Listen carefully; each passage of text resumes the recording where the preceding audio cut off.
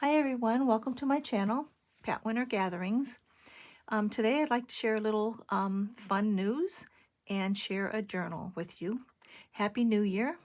Today I believe is January 3rd. Lydia of Raindrop Lila is having a month um, of prompts and people creating different things using the prompts, and on each day, of course, it will be different. And it is called Inspiration January 2026. And you can follow along on her Instagram on hashtag Inspiration26. And it's already started. So she has a couple videos up, I believe. And she asked me if I would like to join in. And so I have January 31st, the last day. And if you want to just follow along, I will post under this video the link to the link to her YouTube, and then you can follow along there and see all of there's just a ton of just really great junk journal makers and crafters, and I'm looking forward to it. I'm a little nervous because the lineup is very impressive, and I'm just really honored to be a part of it. So that's something exciting, and this year I'm hoping is going to be a good year. It's starting out a little bumpy, which the past couple years have as well, health-wise, but I'm thinking positive, and it's going to be a good year.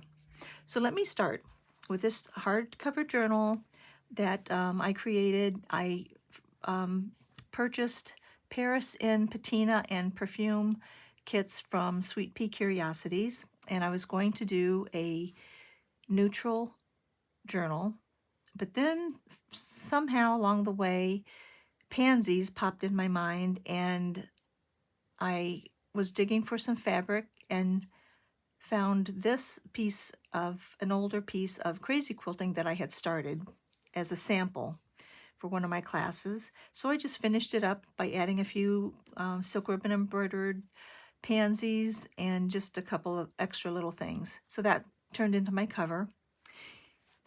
And on the spine, I put a hand-dyed, very old lace and a vintage milliner's flocked pansy on a stem.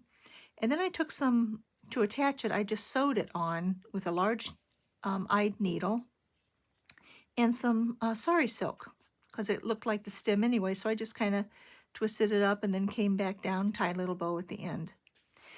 And on the back, I have a very old piece of wedding lace, and that I had hand painted, not dyed, because wedding lace you can't really, most of it is synthetic, and you can't really dye synthetic fabrics just with a dye. You have to have, special dye for it. Or what this is, and I thought it turned out pretty good, this is hand painted because you use a paint like apple and folklore and ceramic coat or something. There's all kinds of those little tubes of acrylic paints that you can get in any craft shop and a lot of sewing shops. So you get a couple tubes of the colors you like, and then buy a tube of the acrylic, or the fabric medium. It comes in a larger tube. I think it also comes in a small tube. But you mix, like, if you want to know, just drop me a note under here and I will tell you how to mix it.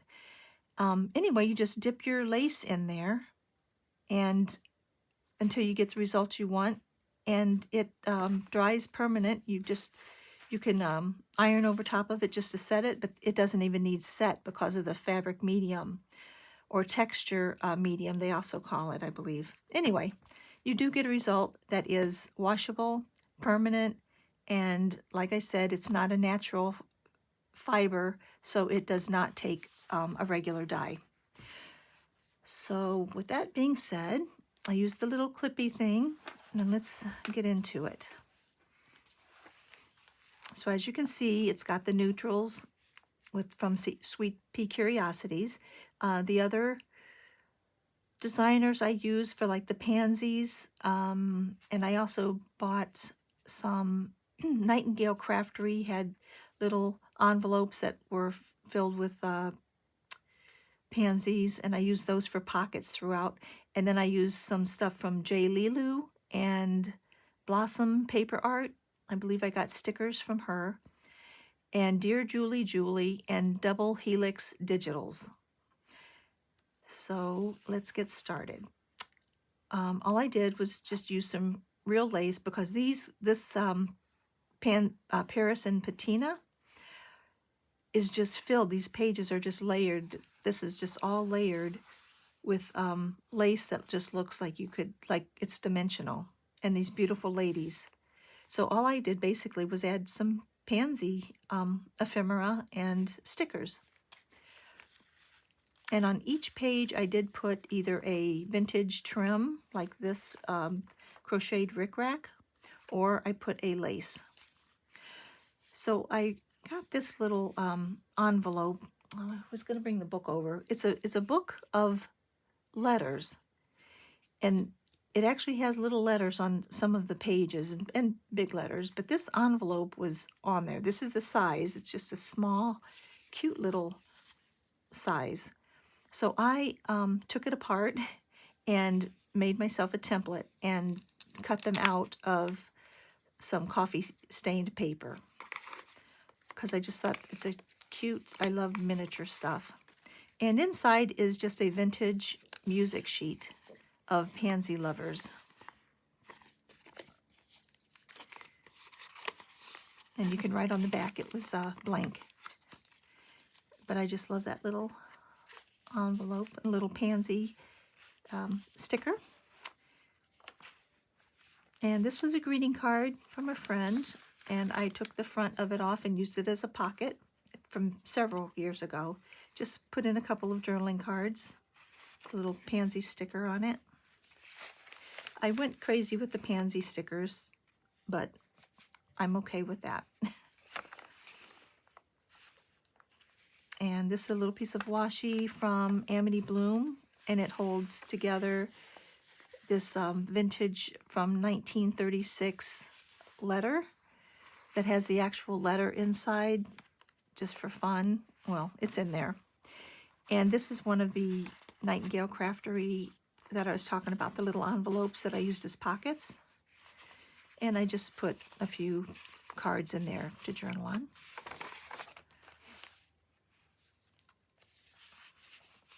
And it is a writing journal. That's why I left a lot of space, hoping that whoever gets it can fill it up this year. Just a little trim. A little rickrack. Some vintage lined paper. And I found a pad of vintage paper. I think it was an autograph book, and it was pastel color, so I just took the pages out because they were not written on or anything. It just kind of decorated a little bit with a rubber stamp, and then a pansy sticker, a journaling card, and this, not glassine. Oh, I can't think of the name of it. It's kind of plastic. I can't think of the name of it. Anyway, I made an envelope out of that and just put in a little index card. And this is just a dress form that you can write on the back or under the lace. And it's just pinned or paper clipped on the top. And then I put a few of the Polaroids in, and I decorated the Polaroids a bit with rubber or stickers and a little bit of rickrack. And that's plenty of space on the back to journal on. There we go. And on this page, I just added some of the dotted Swiss. That's really old. And it was this color. I don't know if the person who had it, it was actually a blouse. And I don't know if it was just aged or if they did it. And then a piece of chiffon and a piece of dyed lace. Chiffon dresses and dirt smudged hands. And then a little part of a vintage book up there about flowers.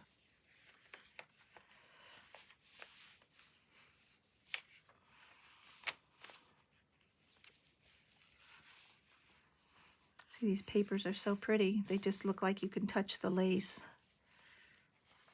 or feel the lace. A nice little story. This is a pretty, very fine piece of vintage lace.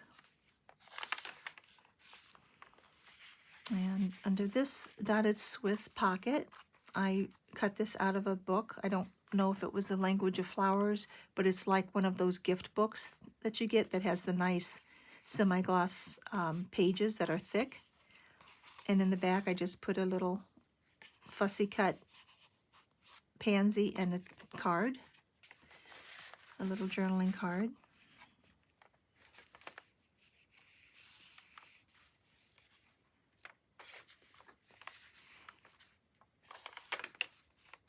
And this little envelope I used as a tuck for a couple of journaling cards. And inside the envelope, I just put a couple small journaling cards. And under here the same. Just a lot of journaling cards. And there's a large pansy bouquet cornucopia of pansies. And here's another of those little envelopes. I just put in some neutral calling cards. And this tea bag, I always drink tea when I'm making journals or sewing. And so instead of tossing this one, I cleaned it out, dried it, and just put a lady's picture inside and a little tag that says the garden was her diary, written in stems and petals. And then I filled it with little tags that could possibly have been her, like railroad tickets, opera tickets. And here's one from Chicago, Illinois, from the Burlington and Quincy. What would that? Well, that's a train ticket, Burlington route. For little journaling cards, just to tuck in there for little dates or what have you. And some dyed lace. And this little silhouette has another Polaroid that I just put some vintage applique or trim and a little poem about pansies. And this just was kind of went together, silhouettes and her facing that direction. I just added a few pansies to it, a sticker. And this piece of vellum, or glassine, the other thing was vellum. This is glassine. I just put a vintage applique and a little piece of bling glued to it. And she's so pretty. And then this is just a seed envelope. You can tuck something in there.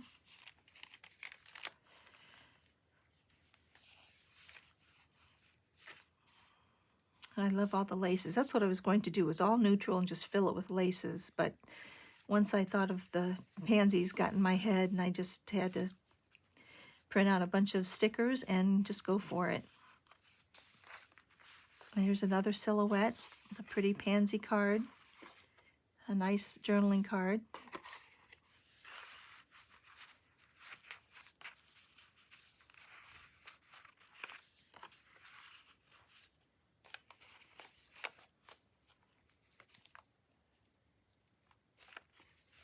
And this is also from one of those books, a gift book.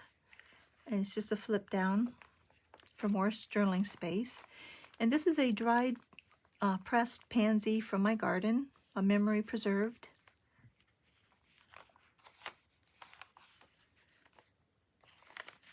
And on this page is the back of an envelope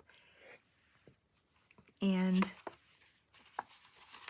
just a little saying about pansies, and another Polaroid, and this little tracing paper letter. I put a pansy on it, a pansy sticker.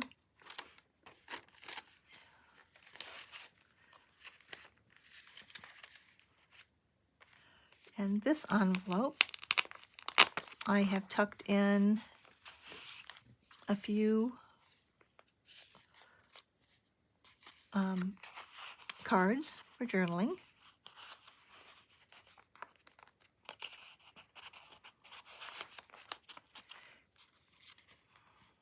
And then I have a large pansy from my garden that I pressed between mica.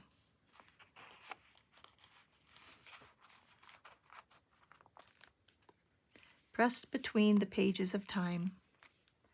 And I also used the envelope as a, is it an uptuck? I don't know. I think it's an uptuck for a couple of pansy cards, journaling cards, which I just put lace and a pansy sticker on.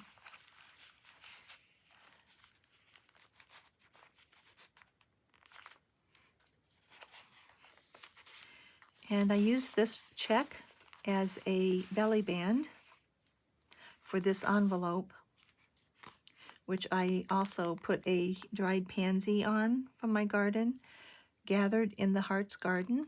I thought she was pretty. And I just put a piece of vintage, it was aged already, so I just put a piece of the vintage paper. I found a little pad at an antique shop, and it was aged. Okay, I don't know why it won't go in. There. It was aged that pretty old yellowy color that we like. This is, it just flips up and it's just more journaling space. There's nothing in it. And it's tied with a piece of purple suede.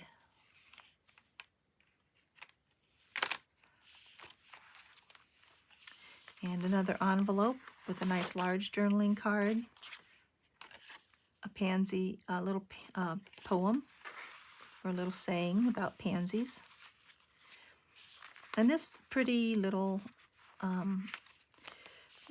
sticker is from Amity Bloom.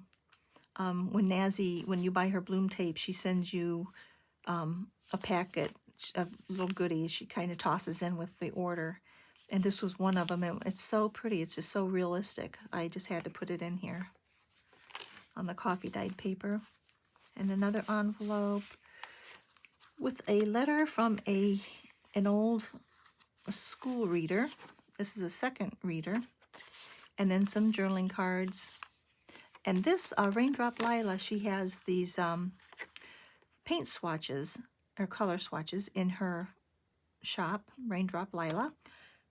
And she has all kinds of different